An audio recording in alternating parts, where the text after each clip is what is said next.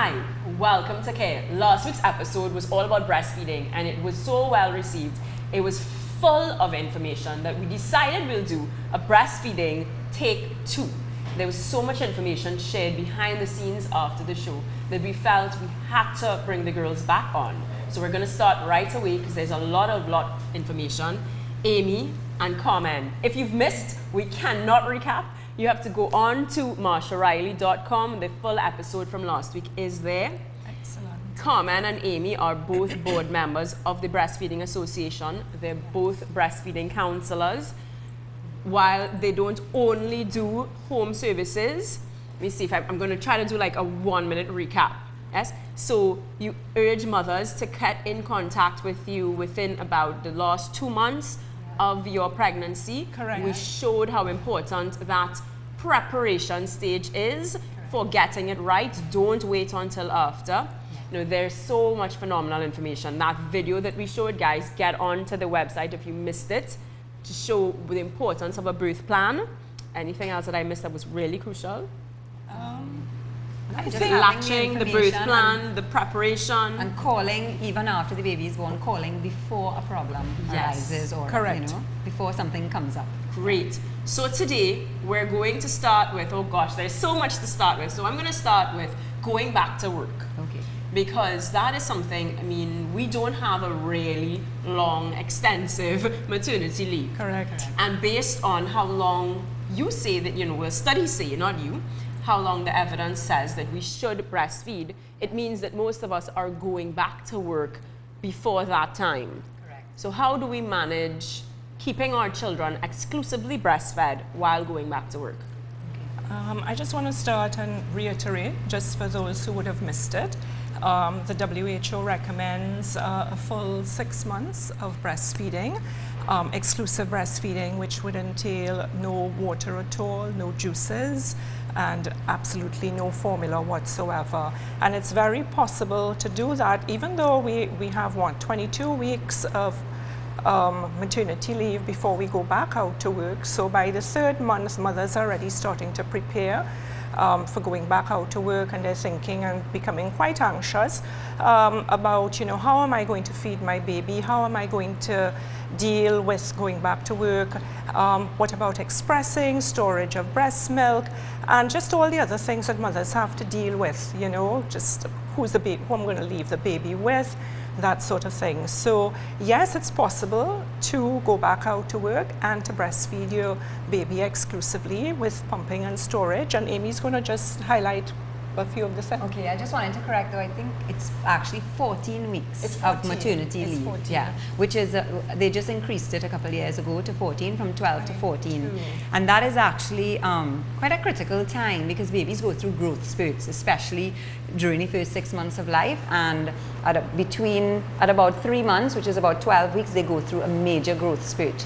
So this is around the time that mothers are preparing to go back to work.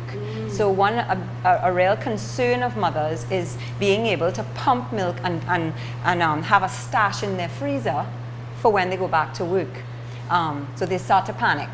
And of course, this is at a time when the baby is going through a growth spurt and feeding really often. Because during a growth spurt, that's what babies do. They feed a lot, and what that does is it increases their mom's milk supply to satisfy their needs. So imagine trying to pump at that time to get a stash together to go back to work. Moms start to panic.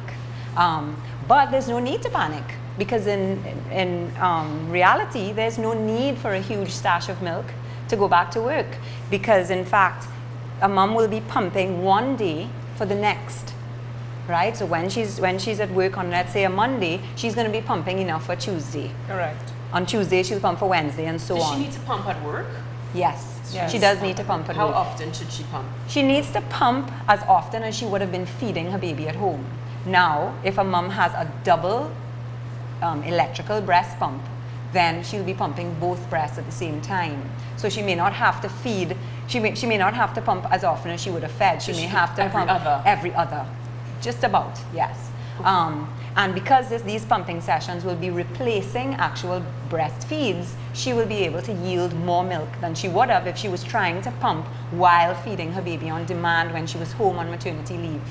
right? Because when you're feeding a baby on demand, all throughout the day, approximately every 2 hours, the normal pumping output is 0.5 to 2 ounces each pumping session, which is very little, but that's normal.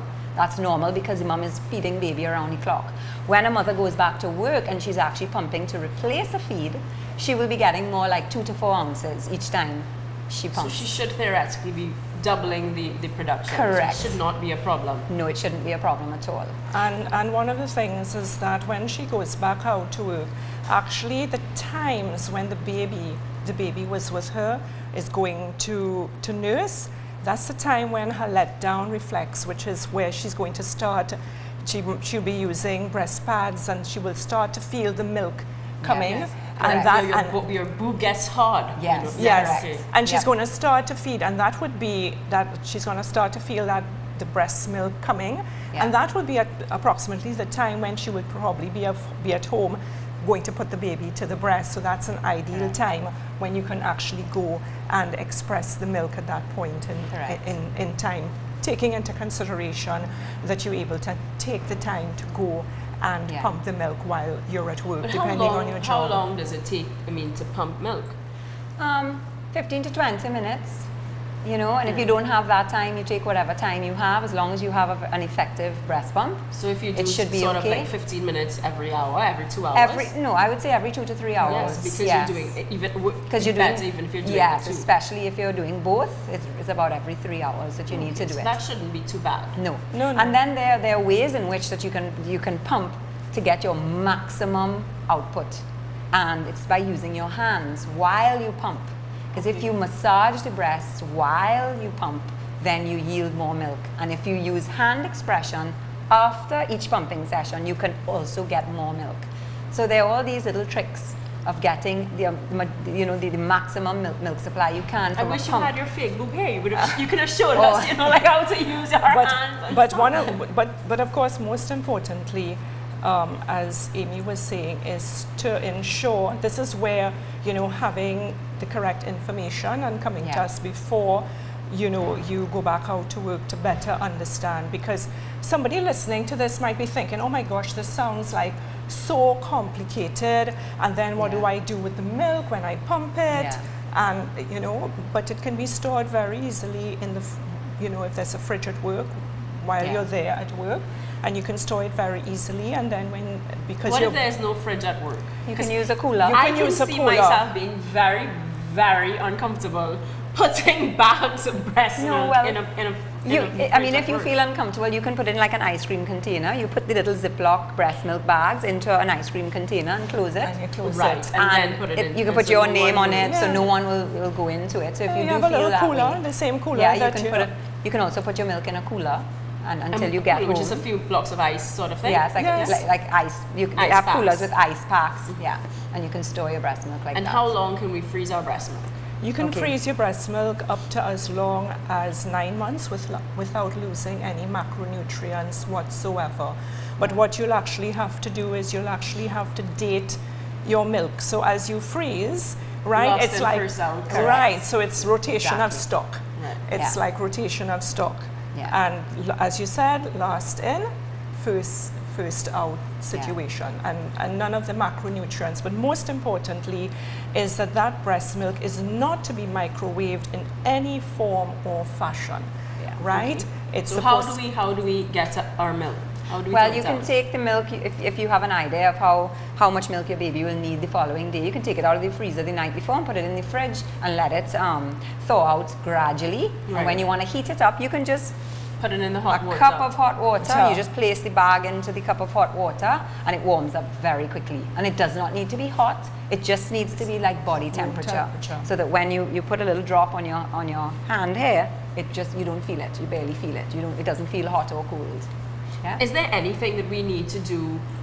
I guess if we're pumping, the milk supply will not run out, because I know a lot of moms, once the baby stops that latching on, we stop that feed on demand, our milk supply tends to dry up once we get back to work. It doesn't dry up. You do tend to get more milk when you pump on a Monday compared to on a Friday. So after breastfeeding your baby for the whole weekend, on Monday you'll yield the most milk.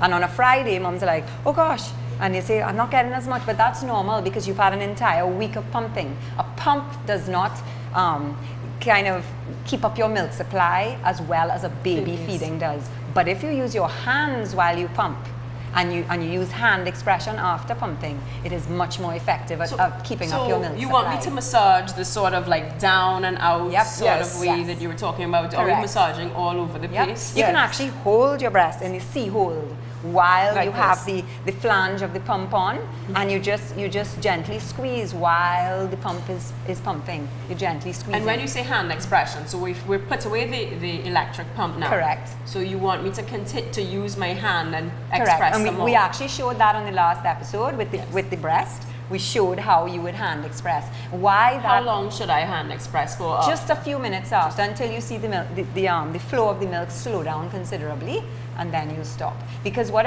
happens is that when a baby breastfeeds, they don't just suck the milk out. They also use their tongue and their upper palate to compress the breast, so that the pump is only sucking. The hand expression is adding in that compression as well, so that you get sort of like the baby feeding when you use a combination of the pumping and the hand expressing. One of the things, just to add, when Amy was talking about the baby using its jaw and its palate in order to milk the breast, that's very important for jaw development of the baby. So this is one of the benefits to the baby, right?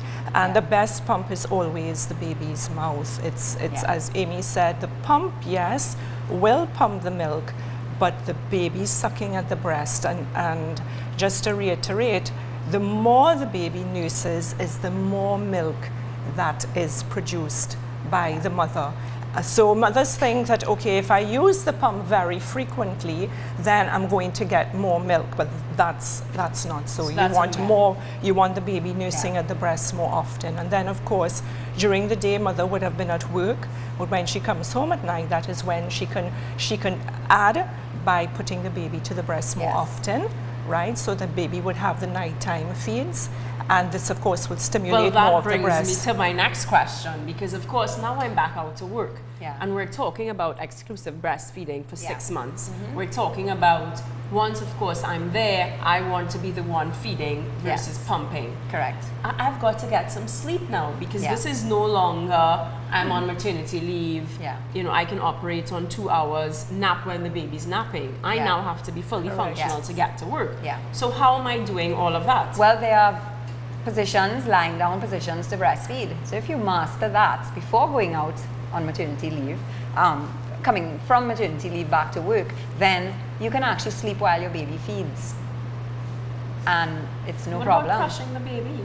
Well, unless you are on some kind of drug or alcohol, it's highly unlikely that you will roll over and crush your baby. Okay. So that's another myth, you know, in terms of like taking a nap while your baby's breastfeeding. Yes. No, babies tend to sleep better when they sleep next to their mom or their dad. That skin-to-skin contact helps them to sleep for longer. Yeah. And it's one of the other I did all of that. Yes. I'm so happy to I think we all did. I feel like sometimes I was like, oh my gosh, I'm doing everything wrong. But whatever, because it's like right or wrong, it's like you come here, right you breastfeed, because I'm gonna sleep. Yes. You have fun. Yeah, exactly. Once you master that line, I was like, there's no way I'm sitting up and waiting for you to finish. No. Like, I'm using every opportunity to sleep. Correct. Yeah. And one of the things that both Amy and I were talking about that needs to be reiterated to mothers is that there are 2 types of milk, which is the foremilk and the hind milk, right? And that's why it's important that when the baby goes to the breast, right, we don't take the baby off the breast before they are ready to come off the breast, right? The foremilk is, it looks different to the hind milk, but the foremilk is, it has more water in it, right? It quenches the baby's thirst more. The hind milk is higher in fat, and this is what is going to this is the calories that the baby needs, and it's going to put on the weight on the baby. And when the baby gets that hind milk, which is really very deep down into the recesses of the breast tissue, this is what makes the baby feel full, satiated, and they just feel, and that's after they've had a good feed and they've milked and they've gotten the foremilk and the hind milk. That's when you'll find they kind of doze off, they spit the nipple out, they spit the breast out of the mouth, and then they fall asleep. I don't know if Amy wants to add anything here to that. With the foremilk and hind milk, well, you know, a long time ago, and many mums think this now, especially when they get advice from aunties and mummies and grannies, and so they would say, it's time to switch breasts. 10 minutes on one side, 10 minutes on the other. And the thinking now is totally different. It is leave your baby on the first breast for as long as he or she wants, and that way they will get enough foremilk and hind milk. If you switch too quickly, they're going to get too much foremilk. Foremilk is like, it quenches their thirst, and it's kind of like yes, it's watery, and it also has more lactose in it and can tend to make a baby more gassy if they get too much foremilk. Also, they won't be satisfied. They will want to feed again very, very soon after. So this is why we say leave the baby on one side for as long as they want, and then when they come off on their own, then you offer the other side. You're talking about, you know, the baby tends to just roll over and fall asleep. Yeah. What about, you know, you have to raise them up and like burp them and things like that? Breastfed babies don't really need to be burped. No, not They don't. necessarily. So they can just roll over. So They don't lazy me, snuggle up with my baby, master the lie down breastfeed, and both of us can literally just snuggle up and fall asleep. Correct, but then all babies are different. They do have some babies that are a little more, they spit up a little more than others, Yes. they have a little more gas than others, and those babies, yes, you'd want to hold them up for a little while before lying them down. Just like us, if we eat and then we go and lie down, we tend to feel some indigestion. You need to stay upright a little bit before lying down. So especially when the baby is very young and their digestive system is immature, it's a good idea to keep them upright a little while. Not necessarily hammering on their backs for them to burp, but just for the milk to go down, and so that they won't be uncomfortable when you lie them down. Well, this is phenomenal. We're having another great session. We're going to go on a break, pay some bills, and come right back. It's Breastfeeding Take 2 on Care. Don't go anywhere.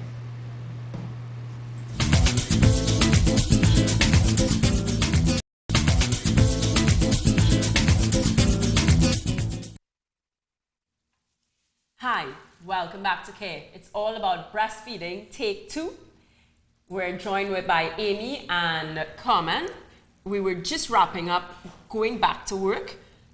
You know, some of the anxieties that we face. How do we manage the milk supply, the pumping, enough storage, where to store, how to thaw out. Yeah. So let's wrap that up before we go on to, you know, some of the other things that we have listed. Yeah, well, I just like to reassure mums that it is doable and that they don't need a huge stash before going back to work. They just really need enough for the first day or two. And in fact, mothers who work like that one day for the next, they're actually much more successful at keeping up the exclusive breastfeeding than mothers that go into their stash. Mothers that go into their big stash in their freezer tend to pump less at work, and therefore their milk supply is diminished. And so it's actually, better to not have a whole heap. It's better not to have a whole heap, because then it encourages you to pump at work, to have enough for the next day. Gotcha. You know? And of course, you guys are there to support us. Yeah. So we do not need to feel anxious. We do not need to feel stressed out. We can just call Amy and she's going to help us get through it. There is always a solution to a challenge. It's just that, you know, and sometimes we're so overwhelmed with everything else that's going on in our lives. And let's face it, right? A lot of mothers now are single. And, you know, a lot of young mothers also, and they're trying to figure out, how am I going to do it all? Yeah. So take the edge off and call us, and let's do it one-on-one. And of course, as we've said before, we have counseling centers throughout Trinidad and Tobago. Our counseling services are all free of charge. And all the numbers have been playing across the screen throughout. Excellent. Yeah. So we're just a telephone call away, and you can come in with your mother, with mommy, baby, daddy, granny, because those are the people that we also want to catch also. Yeah, those are the people who are the support system. So it's good for them to have that information too. Yeah. Great. One of the things that we also wanted to touch on a bit is mothers with specific issues. Okay. And that would be, if you wanted to start, Amy, about talking about, you want to talk about the engorgement first of all? Yeah, yes. Sure. the milk comes in. So when the baby is born, the milk takes about 2 to 5 days to come in. More like 3 to 5 days. And when the milk does come in, the breasts tend to get very full and hard in something called engorgement. It can be very uncomfortable and painful for the mother. It can be difficult for a baby to latch on to a very engorged breast. A lot of times that's when mothers get very sore, because think of a fully blown up balloon, and it's so taut that it has no give. So a baby is not able to draw in much of the breast tissue into its mouth to milk the breast properly. Okay. And therefore what happens is they slip down onto the nipple, and this causes a lot of nipple damage, so a lot of nipple pain to the mother, and it also causes the baby not to get much milk. And what happens is the breasts remain engorged because they're not milked properly. So what causes engorgement? It is an excess of blood supply, body fluids, and milk when the milk starts to come in, and so the whole breast just gets flooded and swollen. And so it's difficult for the baby to latch on. So the way we deal with that, we tell mothers to use warm compresses before feeding, right? And massage. What is a warm compress? A warm compress can be anything from her using warm rags on her breast. She can immerse her breast completely in water, in warm water. So warm before feeding and cold after feeding. Okay. And cold, the one fantastic thing for engorged breasts is cabbage leaves. And it's as though they're made specially for the breast, because they have that round shape. Correct. And you just take a cabbage, a whole cabbage out of the fridge, you take a cabbage leaf off whole, and you put it inside your bra or under your top, and it helps with engorgement. Really? Yes. And another thing. Even, do we do the hot and the warm and cold even when we're not engorged? No. The only warm and cold is for when you're engorged. Only when you're it helps engorged. with the engorgement. The warm helps to bring the milk down and out. It kind of increases the pressure inside the breast, so helps the milk to come out. And the cold just helps with the swelling.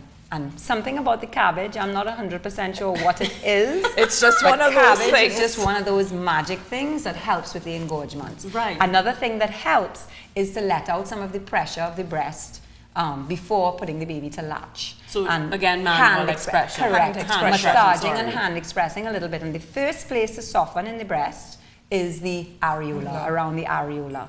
And that's what the baby wants to latch on So to. how do we soften that? You use hand Same expression. Same pressing back, okay. and down and squeezing some of the milk out, just a little, not for very long. It softens very quickly, and then the baby is able to get a good latch on, draw the breast tissue into its mouth, and milk the breast. But the hand expression properly. with an engorged breast is very painful, isn't it? It can be a bit painful, So but is with it the that we warm, sort of have to get you have past to be it a for little the more first, gentle. for the first 30 seconds or yeah, so? but you can also be a little more gentle, and the milk will still start to flow. It doesn't flow immediately. You have to kind of gently hand express, and then the milk, you see it start to flow a little bit, and then you'll feel I remember having that an the engorged breast at one point, and Yes. I swear all my arms, Correct. Yes. everywhere started hurting. Yep. It was the most painful Yes. thing ever. Exactly. And the thing is, if you don't actually get the baby to feed and relieve that engorgement, as Amy It's going to get worse. it's going Yep. to get worse, Yes. and then that leads to blocked ducts And and mastitis. mastitis, and then of course that's where mommy decides, okay, I've had enough of this, I'm giving up. Correct. And you don't ever want. So you always have to catch things at the very beginning Yeah. and deal with it, and then everything else will flow from there. So it's always, Correct. it's like anything What are in life. blocked ducts and Mastitis is a Mastitis. breast infection, which can come from stasis of the milk. When the milk is not removed from the breast, you can get a breast 'Cause it's just there. infection, which is mastitis. Sorry. I have a question. I mean, just kind of logic. Yeah. If you ask me, it may be silly. Forgive me. If all mothers have milk, and I decide that I can't get it out for whatever reason, and the baby does not breastfeed, Yeah. shouldn't I theoretically become engorged versus just dry up? Yes, you will engorge. You will get engorge. engorged. Your milk will come in whether your baby is feeding or not. It will just come in more quickly if your baby is feeding. But if you didn't feed your baby at all, your milk will come So in how does a and mother you will go get from engorged. how does a mother go from being engorged to drying up and never breastfeeding? Well, that's if the baby doesn't feed at all after the engorgement. Because so how does she get rid of the engorgement if she doesn't get it out? Well, it kind of is reabsorbed into the body, some of it. Okay. But so what she just happens? goes through that pain until it's reabsorbed. Yes, but an engorged breast tells the body to slow down on milk production. That's right. The more full a breast is, the slower the milk production. The emptier a breast is, the more milk production. Yeah, because remember, there are hormones taking place, eh? This is when the baby is nursing, it allows a particular hormone to be let down, right? And that is how you have more, it's prolactin, which allows the breast to produce more milk. Yeah. So if mommy is not breastfeeding, the production of that hormone is going to be diminished. And as a result of that, there's going to be very little breast milk being produced by the baby. Yeah. Right? It's so funny. People always say that there is no school or no textbook or anything for parenting. But the more and more that I host this show, there's like tons of information, and if we really get educated about it all, then we shouldn't theoretically run into all these crazy problems that we do. Which is why preparation is so important. So if a mom knows and expects that she's going to get engorged between day 3 and day 5 after the baby is born, then she knows that it's normal, and she knows, let me call and just, just so that I can get a little reminder of what I need to do in this engorgement. And so then you're fine. So it's normal between day 3 and day 5 for a mom to become engorged. Okay. Yes. So we should be looking out for that. Yes. Is there any way to prevent that from happening at all? Not we just really. kind of have to Because go through what that little bit happens of pain in the beginning. Yeah. So what happens is the body produces more milk than the baby needs initially. Because the body doesn't really know whether you had one baby, whether the baby was 4 pounds or whether the baby was 10 pounds. It doesn't know if it was twins. So what happens is the body overproduces to begin with, and then the baby regulates the milk supply. The milk supply is then, it either increases or decreases to suit the baby's demand. Yeah. And some mothers think that the engorgement is all primarily milk, but that's not true because it's blood coming to the breast, right? There's fluid buildup in the breast, so it's just not milk there. Yeah. It's all the preparation, and the hormones are what are causing all of this. So it's all in preparation for the breastfeeding, right? Yeah. So once you deal with the engorgement early, as Amy reiterated, then you're not going to run into all the other problems that go along with it, which is the mastitis and the blocked ducts. But there are some mothers, right, because we keep talking about putting the baby to the breast and, of course, the nipple, but there are some mothers who may have been told they have flat nipples or they have inverted nipples and they can't breastfeed, and that's totally, that is a myth. Let's debunk so this let's myth. debunk that milk myth right now. Yes, for sure. So what happens if I don't? If I have an inverted nipple, how does that work? And just the baby doesn't, as we said before, baby does not nipple feed. It's not doesn't matter. On the breast. So And I'm not everything. So everything is the same latching techniques, the same preparation, the same everything. Correct. Now, when a mother who has flat or inverted nipples gets engorged, then that can also be a bit of a challenge because there's no nipple there for even the baby to sit down onto. Okay. So, yeah. Great. We're going to pay some more bills. I know these bills come every 10 minutes. Don't go anywhere. It's Breastfeeding Take 2 on Care.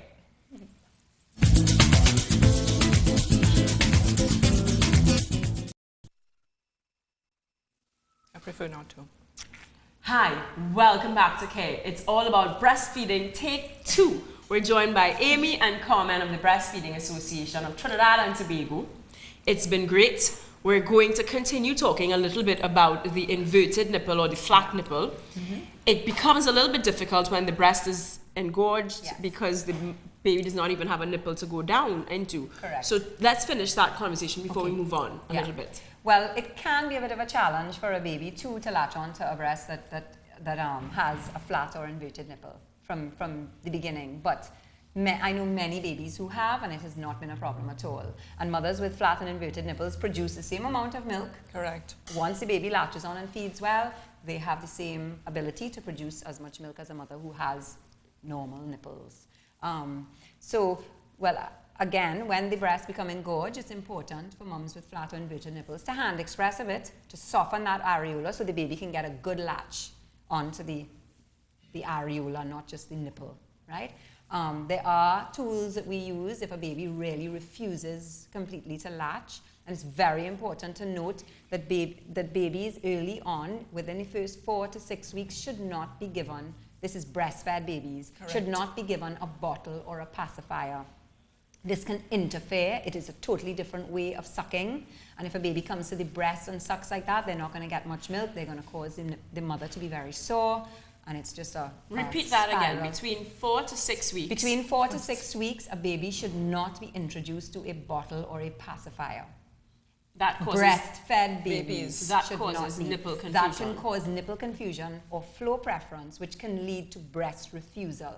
So in particular mums with flat or inverted nipples, because it is so much easier for a baby to latch onto a bottle because the Yes. nipple is just stuck into their mouth, Correct. than it is to have to open wide and latch on to a breast that has a flat or inverted nipple. I am so mad that I didn't start the show before, so that I didn't find you guys before. But Marsha, we've been around for 39 I years. know. Yes, I don't know Okay, where. don't put me, don't put I don't me, know what don't get country it, you don't. were living in, right? But you see, no one, and I guess this is why it's so important to have the right support. To say, Marsha, this is the number. Go. Correct. I mean, I remember crying when my child spat my boob out. It Yeah. was about, I mean, I'm so lucky that at least I got 5 months. Yes. But she spat my boob out. And it was, I think now we introduced bottle. Yes. So I went back out to work, Correct. you know, and they used to give her a bottle in the morning because they wanted me to sleep. Right. Okay. So, okay, I get it. You care Yes. about me. Yes. So they wouldn't wake me. Yes. They would leave me to sleep and they would give her a bottle. Right. But as you say, now she can get this. She could get it in like 5 seconds, Yeah. fill her tummy up and go about Not it. only you know. that one bottle is one less feed at your breast. And if it was a bottle of formula actually takes a lot longer to digest in a baby's system. So they will go maybe 3 to 4 hours without feeding again. That's why I got a nice long sleep in the morning. Correct. And that's what happens. that's Then the right. baby, that's maybe 2 breastfeeds that the baby has missed. So what is that? What's happening right there? It's causing your breast to produce less milk. So of course your baby's getting a bottle where the milk is flowing quickly, comes back to your breast that's now milk supply has decreased. Ugh, I don't want that. Yes. Right. Milk is not flowing as I I'm would hungry like it to, and because you're taking so long to give because me it's food. flowing so quickly from the bottle. You know, it's much easier. One of the things So- now that that's actually encouraged is known as cup feeding. So in the very early stages, let's say you may have a baby, a preemie baby, or you may have a baby or a mother who may be after having come out of maybe a C-section, is not doing too well, who may really need a lot of rest, can still nurse the baby by, of course, getting some of the milk, putting it into a cup. We show them how to cup feed. Yeah. And you can cup feed a newborn baby and Correct. a baby who is a week, 2 weeks. And it's a particular position that you hold the baby in, and then Yeah. you offer the cup. It's not a big cup. It's not like what you would be very drinking. small. It's Of a course, when very... we showed it's the like a size of the medicinal baby cup. and Yes. It's like a little medicinal cup, and they actually lap up the milk as if Yeah. they were a little kitten. And you can cup feed, and people think cup feed, but the baby and mommy will be there forever. Or even daddy can cup feed also, Yeah. but those would be in certain circumstances. Yeah, where mother and baby where are sort of mother separated from one separated. another. But I just wanted to make that point that for those special circumstances, we try to stay away totally from giving it in a bottle, Correct. because you do not want to cut down the amount of again, the nipple confusion, and you want to be able to ensure that baby will never refuse the breast. Yeah. And the cup, so you do the cup feeding until things have settled down, yes. and then you get the baby back onto the And breast. most of our hospitals, I have to say, they cup feed the babies if they have to, if mother and baby are separated for an extended period of time. They do cup feed. Really? Yes. But Yes, of course, they this do. can be put into the birth plan again. Correct. When Yes. we talk about the birth plan. Exactly. If I have had an emergency C-section, if I'm not doing well, Yes. don't bottle feed my child, cup feed. Correct. So all of those things can be Yeah. put into the birth plan. Do you guys help develop a birth plan, give advice in terms of, well, I guess if I come to your class, then I will. When it comes to breastfeeding, Yes. we will tell you the breastfeeding point of view, what you need to include in your birth plan if you want to have a successful breastfeeding. Yeah. The birth plans would normally be done by if, you know, a couple decide that they're going to go and they're going to do classes, which is going to help them just generally prepare as parents for what to expect during pregnancy, what to expect during delivery, you know, what kind of birth you would want, that sort of thing. Remember, it's all about empowerment and ensuring that you have the choice. It's your choice. I think last week you were saying, oh, I didn't know that I had a choice. Yes. But you have a choice. You do. You and prenatal classes, we really recommend that mums and dads go to prenatal classes, which prepare them for birth on a whole, birth and parenthood on a whole. Now, we spoke about not giving a pacifier in the beginning. Yeah. What about giving the thumb, the two fingers or the whatever, the whole hand? Well, a thumb tends to go high up into the palate of the baby's mouth, and the tongue goes underneath, just like how they suck at the breast. So it does not interfere as much as a pacifier, which is a very shallow latch. It's a very shallow latch, and if the baby starts to suck at the pacifier and then comes to the breast and sucks like that at the breast, they don't get as much milk and they cause pain. Also, a baby tends to suck a lot at a pacifier and miss a feed. Correct. They miss feeds, and therefore, when they should actually be sucking at the breast, they're sucking at a pacifier, and that too can cause milk supply to be low. Because remember, one of the reasons why a mother or parent or caregiver will put a pacifier in a baby's mouth is because they're fussing, they're crying, but when they're fussing, it's maybe because it's that time for their feed. Right? So if every time you, as Amy said, you stuck a pacifier in the mouth, that's what's going to cut down your milk supply. And you'll never really get to learn your baby, because you're always, you know, it's a dance between mother and baby. And that is why mothers need to spend more time with their babies, and all the well-meaning aunties and relatives need to come in and do the cooking and the cleaning and stuff, but mommy and baby should be really bonding, and they should be learning each other. It's funny that you say that. A lot of people, when they think they're helping you, what they try to do is take the baby. Correct. No, that's not what I want you to do. Leave me with my baby. Go cook, go clean, go do everything else. But they don't want to do that. They want to come and take the cute baby from you and feed the cute baby and change the cute while baby. You do everything while else. I do everything else. You know, that is so, as you say that, go and do the cooking and the cleaning. That's really the help that I need. I want to be with my baby. And it's negative against the bonding. Correct. You understand? Especially a new mother and, you know, first-time mother. You know, the second-time mother and the third-time mother, you know, they may have it down pat. They know how to manage everything, but the new mother, they need to be bonding and let everybody else do everything else. So sometimes I would tell mothers, listen, you got to put those earplugs in, and when you're getting all this well-meaning advice, which is not correct with regards to the breastfeeding, you need to learn to say, okay, all right, thank you, and get on the phone and call us. Right. Exactly. Okay, so I want to talk very quickly about we brought it up. I can't remember if we brought it up after the show or during the show last time, but the whole pressure of breastfeeding and, you know, how it can get into the postpartum depression. There are mothers who had mental illnesses before, so they are on drugs. You know, they want to breastfeed. They need to come off of their meds. If it's a bad situation, can they come off of their meds so then they don't breastfeed? And that in itself seems to be a little bit of a juggle. Carmen will talk a bit about that, but I just want to say before she gets into it, drugs that are safe during pregnancy, usually the rule is if it's safe during pregnancy, it's safe during breastfeeding.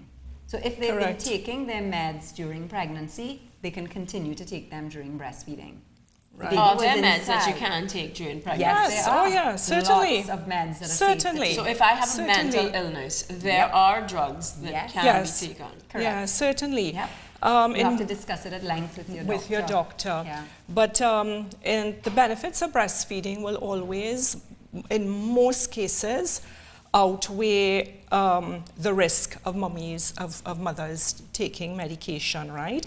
There's actually a very good website called LactMed, which actually gives you a very comprehensive list of drugs that... LactMed. LactMed, which gives you a comprehensive list of drugs that should and should not be taken. The American Academy of Pediatrics and also the FDA in the United States, they're always putting out notices all the time about what is safe, what is not safe. The other thing to also remember is that all pharmaceutical manufacturers would always, in their basic prescribing information, will always put disclaimers, right, which will state that there are no clinical trials with these drugs in breastfeeding mothers, right? Because remember, they always have to ensure that they cover themselves, all right? So most, if you pull out a literature, which is probably like about 10 pages long, right, it will state that and the benefits may outweigh the risk, but they do not suggest it in any form or fashion. But then if they're not suggesting it, why am I going to take it? That is just for them to cover themselves. But a lot of research has been done. There are doctors out there that's what they do. That's what they do. Research drugs they in research mother's milk. And so that you can get the information. And as she said, there's LactMed, that website. There's also Infant Risk, which is another Correct. website. Yeah. There are 2 websites that you can go to, and they pretty much have done trials on every single drug that exists. So when a new drug comes out, they do trials on that. It takes a couple of months before they come out with the information about it. But they have pretty much every drug. And Yeah. if it is a drug that you have been prescribed is not safe, there's usually an alternate drug that you can take that will be safe. Right. Most nursing mothers would always be advised also to take the lowest possible dose, right? To, of course, be deemed safe for those mothers, right? So that's also very important. If your doctor has categorically stated no, is there anywhere where that you would suggest in Trinidad that we can go for a second opinion, or someone that might be?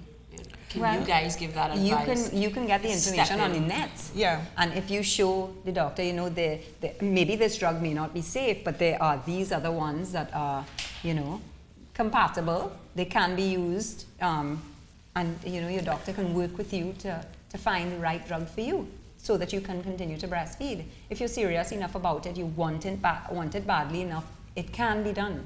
One of the this things is probably something that we can actually do prior to. So if it Yes, is that exactly. I've been diagnosed with a mental illness, even before, if I know that I'm thinking of getting pregnant, Yes. I should probably be Correct. experimenting with different drugs that I know are in fact safe for my baby, Yes. even before getting pregnant. Correct. You can do that. One of the things too is that I know you keep talking about postpartum, right? Of course, the more long term and the pregnant mothers who may have had or have mental problems, right?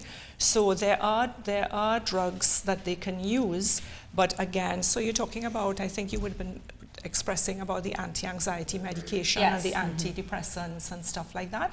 I see he's saying that we need to go to a break. So when we come back, we're going to wrap it up. We're going to talk a little bit further on this. Yeah. Don't go anywhere. We're talking meds now and breastfeeding. It's all about breastfeeding. Take 2 on K.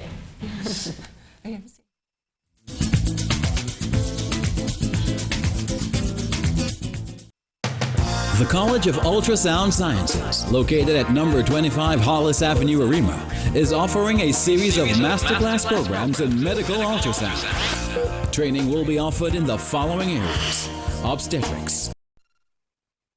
Welcome back to Care. It's all about breastfeeding. I know there's so much information that every time we go on break, it's just full conversation. It's all about breastfeeding. Today, we were just talking a little bit about medication. And as you said, it's not just anti-anxiety medicine. Yeah. It's any medication. Correct. If you have a back problem, you have whatever problems, Yes. diabetes, Correct. anything that you need to take meds on a regular basis. Yes. There are alternatives. We should be looking, if you're at that stage of getting pregnant, you should be doing those investigations prior Correct. to getting pregnant. Correct. So that you're not now trying to figure out what's safe, what's not safe, how am I going to manage? And then also too, if you have been told that you cannot breastfeed on a certain drug, you can call the Breastfeeding Association and ask, you know, and they will be able to guide you as to where to find the information, the research that has been done to prove otherwise. Because sometimes there are, I mean, I've had a mom call already and say, you know, I haven't been breastfeeding the last 2 days. I've been pumping and dumping because I've been putting a cortisone cream on a rash on my skin. And she had stopped breastfeeding. But you can. And very often, most times, especially if it's a topical ointment, you can. But they've been told, because just to be safe, they've been told not to. And so there's this poor mum, baby is crying because it wants the breast, and the mother is putting this cream on their skin and had to stop breastfeeding, was told to stop breastfeeding, didn't necessarily have to. You know, so that's another thing. Very often, mums are told that they can't just call because there may be an alternative too. And your services are free, so we correct. can't nag you. Like Exactly. we should be nagging you. Yes. Yes, and well, my field is I'm a pharmacist by profession, so I get a lot of mothers coming in and would be asking what is safe, what is non-safe. So let's just deal with one class of drugs, which is known as the non-narcotic pain relievers. So we would be talking about something like your paracetamol or your ibuprofen, which is perfectly safe to be used during breastfeeding, all right? And I would always say you take the lowest possible dose. Thing about it, of course, is that if you're being put on the narcotic medication, which would be very high in codeine and that sort of thing, there you would have an issue for the simple reason is that that gets into the breast milk and you will have a very sleepy baby. The other thing too is that also affects a mother who's given birth who would have had narcotic medication for pain or for whatever reason. So that baby would be, because of, I remember in the last program, Amy spoke about that medication going through the placenta, affecting the baby, so you have a very sleepy baby who is reluctant to nurse, that sort of thing, right? Insofar as we were talking about earlier, the medication, maybe the anti-anxiety medication and stuff like that, you always have to be guided by your physician. But there are a couple of them that they will consider, you can consider breastfeeding with, but it will always be at the lowest possible dose. But your pharmacist is a great resource, and we're the ones who've been trained in medications and drugs and what passes through the breast milk and stuff like that. So there are majority of drugs that you can nurse with, and quite a few antibiotics that you can nurse with also. But there are some that you cannot nurse with at all because of developmental problems with teeth and that sort of thing. So just be guided by that. And if you're in doubt, please contact your pharmacist about it, a pharmacist who knows, and or contact the Breastfeeding Association. I'm going to call and ask for comment. Or even your pediatrician who would be seeing the baby also, and just be guided by that as much as possible. All right. And if you think of something like a C-section, after a mother has a C-section, she's been under maybe a general anesthetic, or she's had a spinal or epidural. Then afterwards, she's put on antibiotics, she's put on heavy pain meds, right? Sometimes anti-inflammatory drugs. And she's always told it's okay to breastfeed. True. Yet, 2 months down the line, she could be put on one of those same drugs, and she could be told, no, you cannot breastfeed. And it's logically, odd. it's like, no, it doesn't make sense. And you know, I'd say, you know, weren't you on that drug when you had just had the baby after your C-section? Yeah. So if it was safe for a newborn when you were breastfeeding, why is it not safe now? So you have to kind of use your common sense and, as I say, do your research, call the Breastfeeding Association, get onto LactMed or Infant Risk website and check it out. All the drugs are there. Very quickly, because we're going to have to start to wrap up. We've spoken a lot about the benefits to the child of breastfeeding. I'm a selfish mom. Read my blog on why we should all be selfish moms. Are there any benefits to me breastfeeding? Okay, so I just want to start about the clinical evidence right now worldwide that's showing that there's a lot of evidence for mothers, okay, and this is research, and we're talking about clinical evidence to support that is proven to prevent breast cancer and also birth spacing. which is What's birth spacing? Spaces between your babies. Once you're Between your exclusively children. breastfeeding. Yeah. Once you're exclusively breastfeeding, right? It is So it also means that I'm not going to get pregnant right after? No, not What does that that mean? you're not going to, but it can help to prevent Prevent. you from getting pregnant if you're exclusively breastfeeding. correct, Yeah. right? More and more with non-communicable diseases, the information is showing that it reduces a woman's risk of diabetes and ovarian cancer. Yeah. All right, so that's also What about very weight loss? I know a Well, lot of people. Oh, for Yep. sure. A lot of people say All that. the fat- Definitely. the fat So that's that a a good mother myth. puts on. That's a good myth. A fat that a mother puts on during pregnancy is actually gives fat content to the milk. correct. So it does help with the weight Yes, loss and after. it also helps to bring the uterus back to its pre-pregnancy size very quickly. Because I don't know if you noticed when you were breastfeeding your daughter, when you first started breastfeeding, in the first couple of weeks, you actually feel contractions in your uterus. Yes, yes. And that is the breastfeeding helping to bring the The uterus uterus back back. in. So it actually helps to give you your waistline back. right?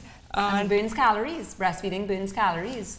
So yeah. For no other reason we should breastfeed but to burn calories. and to lose the weight, Correct. right? Also very And important. it gives you nice boobs.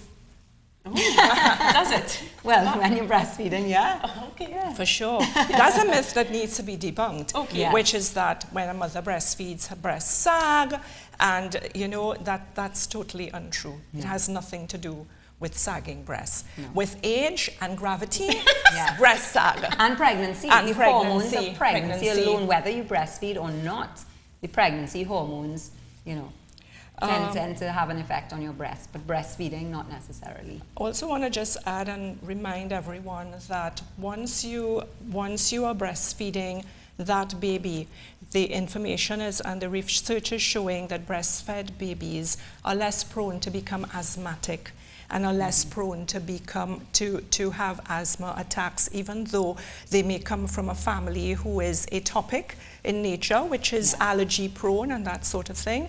So once you're breastfeeding, the risk to the baby of asthma is greatly reduced. I don't know if Amy wants to add anything. Any more benefits to mothers? Or fracture reduction. Mothers' fracture reduction as they get older in life is greatly reduced when they breastfeed their babies. Because as we get older and we go into postmenopausal, because of reduction of estrogen in our bodies, what happens is that we start to lose bone mass, and that's greatly reduced in breastfed baby, in mothers, who are breastfed. Wrap up. Awesome. This is really good stuff. Guys, it's been great. Anything else? We have like a minute. Y'all want to... Last just bit? No, just to See, we timed it reiterate, so well. just to reiterate, the Breastfeeding Association of Trinidad and Tobago is here to help. All our services are free. I see that they've been, on the ticker tape down below on the screen, they've been giving all of our numbers. Yes. Those are all our breastfeeding resource centers. You can call any of those numbers for free. Kirab, Arima, Tobago, and Port of Spain. Yep. And hopefully by next year we'll come on board with San Fernando. We have counselor space throughout Trinidad and Tobago. And we're just asking, you can call us at any point in time, set up a time when you can come in and you can get the information. Correct. It's been great. Guys, thank you so much. Breastfeeding Take 2, we've wrapped it up again. Thank you, Amy. Thank you, Carmen. And of course, thank you to our audience. Thank you for having us. Thank you for having us. We really enjoyed it. We did. Yes. It's been great. It's care.